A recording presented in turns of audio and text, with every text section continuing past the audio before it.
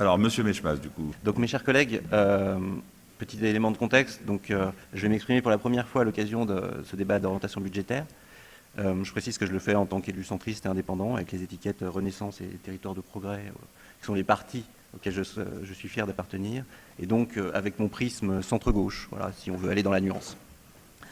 En guise d'introduction, je souhaite rappeler que la ville de Saint-Cloud dispose de nombreux atouts, lesquels ont été construits et préservés au cours du temps par des générations d'élus, d'habitants et bien sûr d'agents de la fonction publique. Merci, car c'est sur cette base que nous discutons aujourd'hui. Cependant, Saint-Cloud n'est pas coupé du monde. Nous avons une population qui se renouvelle rapidement et dont les besoins évoluent. Nous sommes dans un pays, la France, qui vote des lois qui s'appliquent localement, en principe.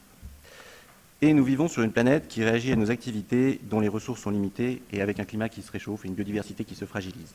C'est pourquoi, au-delà des mesures de bon sens que contient ce rapport d'orientation budgétaire, je vais directement vous parler de ce qui me préoccupe le plus, à savoir les vulnérabilités auxquelles Saint-Cloud est exposé, sur lesquelles nous pouvons, me semble-t-il, agir et qui ne sont pas suffisamment adressées. On va dire ça comme ça. D'abord, la dette.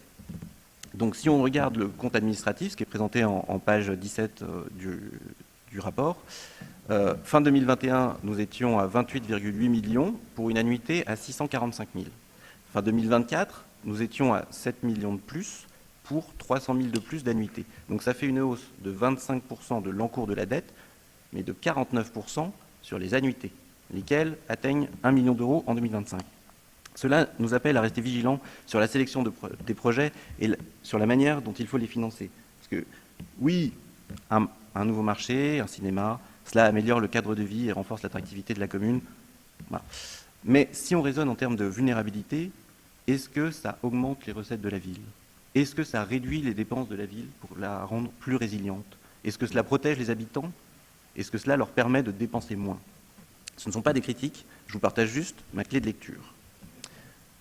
Après, comme vous, mes chers collègues, je me réjouis aussi que l'on assure l'entretien de notre patrimoine, et pour 2025, notamment les esquisses de la future médiathèque, la charpente de l'église Saint-Clodoald qui est mentionnée dans le ROB, qui est un joyau qu'on a hérité du 19e siècle, et dont l'entretien, suite aux lois 1905-1907, fut confié au bon soin de la ville. Mais j'ajoute néanmoins que, par rapport à ce qui est prévu dans le ROB, renforcer l'investissement pour les écoles et les centres de loisirs serait bienvenu. Je vais vous parler un peu de la fiscalité. C'est un sujet, je pense, qui intéresse tout le monde. Plus le temps passe, plus on sent qu'on peut compter sur l'État encore pour les subventions d'investissement ciblées, mais de moins en moins pour financer le fonctionnement de la ville. Alors cette situation n'est pas laissée sans rien faire, et comme d'autres, je salue le succès de la QPC, qui est le résultat financier autant que symbolique d'une combativité de la ville pour des péréquations plus équitables. Mais cela est un mouvement de fond, qu'on peut regretter, évidemment. Mais la DGF est au plus bas, le FPIC, le FSRIF resteront à des niveaux importants, et je pense à notre territoire aussi, Pold, on verra ce qu'il en est de l'évolution de la CVAE, bientôt transformée peut-être en TVA, bon, en reversement de TVA, on verra. Mais face à cette situation, je trouve qu'il n'y a pas 36 options. Voilà, c'est une situation de contrainte, donc soit on se résigne, on réduit la voilure, ce qui risque fortement d'aggraver notre vulnérabilité, voilà. Soit on temporise en maintenant tant bien que mal le fonctionnement de la ville, donc c'est ce qu'on pourrait appeler faire le dos rond en attendant des jours meilleurs, sans aucune garantie que la conjoncture s'améliore un jour, et c'est bien ça le sujet. Soit, troisième option, c'est ma préférée, on concerte les habitants pour voir s'ils seraient prêts à investir légèrement plus dans Saint-Cloud, afin de résoudre les défis auxquels la ville a déjà été confrontée, tout en anticipant ceux qui sont en train d'arriver, et c'est ce que j'appelle se donner les moyens de revenir dans le vert, avec l'accord des habitants évidemment, et de maîtriser notre destin. Voilà. Sur la pénalité SRU, le budget 2025, les orientations de budget 2025 prévoient 1,6 million d'euros. Ces pénalités ont commencé en 2021, enfin ont repris en 2021. Sur la mandature, nous en sommes déjà à 6 millions d'euros. 6 millions. Voilà. Donc, comme je l'ai déjà indiqué devant votre Assemblée, ma position est claire, je souhaite que notre ville respecte la loi.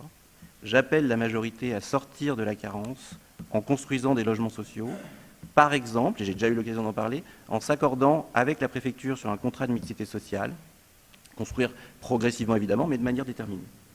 Sur le développement durable, concernant la rénovation des bâtiments publics, j'attire votre attention vraiment sur le dispositif éco-énergie tertiaire, dont j'ai déjà parlé à plusieurs reprises ici. C'est un dispositif issu de la loi Elan, donc qui est passé sous le premier mandat d'Emmanuel Macron, Et j'espère bien que les notes de l'ensemble des bâtiments concernés seront publiées. C'est très important, transparence, planification, pour permettre aux habitants de s'approprier le sujet, de prendre conscience du chantier, de l'ampleur du chantier, et peut-être d'être d'accord en fait pour rénover tous ces bâtiments qui ont besoin de l'être. Sur le compte administratif qui est mentionné dans l'Europe 2024, il me semblait que l'annexe budget vert, moi j'avais lu que c'était obligatoire pour le CA 2024 pour les communes qui sont avec la nomenclature comptable M57, pardon. C'est d'ailleurs, le décret a été signé par Gabriel Attal quand il était Premier ministre, et ça consistait à ventiler les dépenses et les recettes dans 6 axes. Merci. Et bon, d'après les retours que j'ai eus, c'est vrai que les communes, c'est pas facile pour elles. Voilà. Mais par contre, j'ai aussi lu dans plusieurs articles que ça permettait aux services de tout d'un coup faire du travail transverse, d'être sensibilisés et d'avoir un œil, quel que soit leur secteur, pour une meilleure prise en compte de la transition écologique dans les politiques publiques. C'est ce que j'ai lu, en tout cas. Voilà.